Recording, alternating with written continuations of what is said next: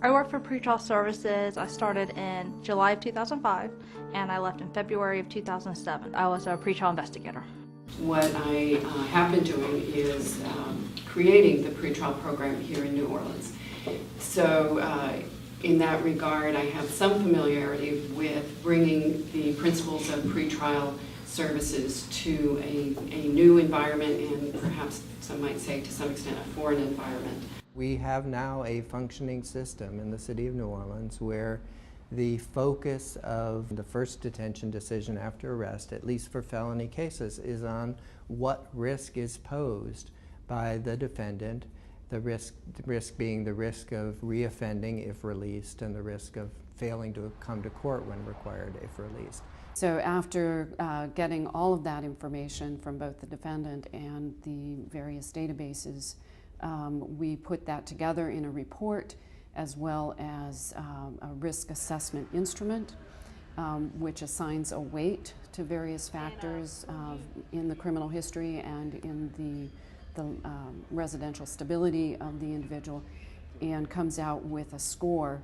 We have a grant that we recently received from the Baptist Community Ministries, and that grant is to provide supervision. The first thing we'll do with the grant is begin to develop that program. It is moving up into that probably higher low risk category or lower moderate risk category. For people who think that pretrial services comes with a secure bond, I would say that they're not familiar with the program. With my experience there, that is not true. All the cases where an individual has been released into the program has always been with an unsecured bond. Suppose the person flees. When a defendant released under pretrial services did not appear at court, nothing happened to the pretrial investigator responsible. No questions were ever gone back to the pretrial investigator about why they were released. If a defendant under pretrial does not appear at court, one of two things happens. Either failure to appear warrant just goes on record, and depending on the charge, nothing's really done and it just kind of sits there. For more serious charges, police officers such as my husband, who's a Newport sergeant, has to put his life on the line to go out to find these people. The ultimate goal is that we are going to save a lot of money in terms of jailing people and paying for that jail cost. Hi, my name is Aida Tavares. I'm the Chief Steward of Pretrial Services, and I'm also a Pretrial Services Officer in the Supervision Unit. I wish to comment on item 13 because I'm both concerned and disappointed.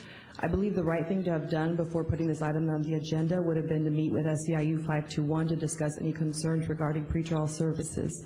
I urge the board to contact SEIU 521 to discuss any concerns regarding pretrial services before taking any further action. Thank you.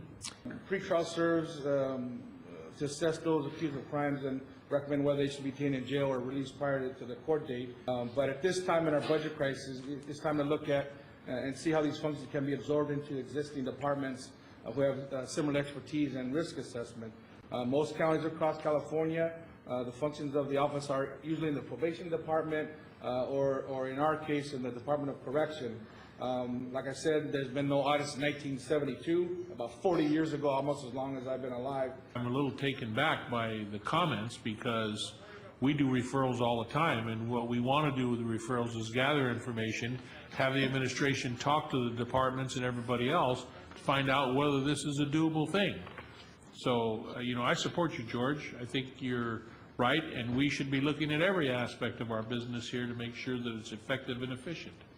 Susan Guidry chairs the City Council Criminal Justice Committee. In August, she called the working group to council chambers to share the progress of pretrial services. By no means is our support of pretrial services intended to have individuals who are violent offenders benefit from an assessment that is adverse to that. Vera is here to help us to make good decisions, to make smart decisions, and to make decisions that are here to protect the public and also to ensure that people return to court and that hopefully if there's an opportunity to make sure that they do not repeat as offenders. But they are ultimately just that, one of our tools. but we still retain the discretion, and it's important to understand that we have the discretion.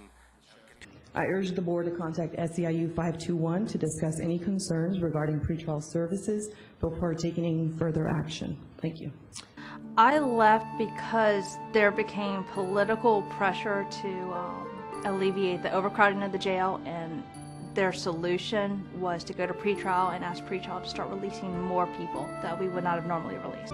Pretrial services is using taxpayers' money to release defendants. I am not a bondsman, and I am doing this though because I'm a taxpayer, and I know that my taxes are going to release these defendants that have the ability to bond amongst themselves.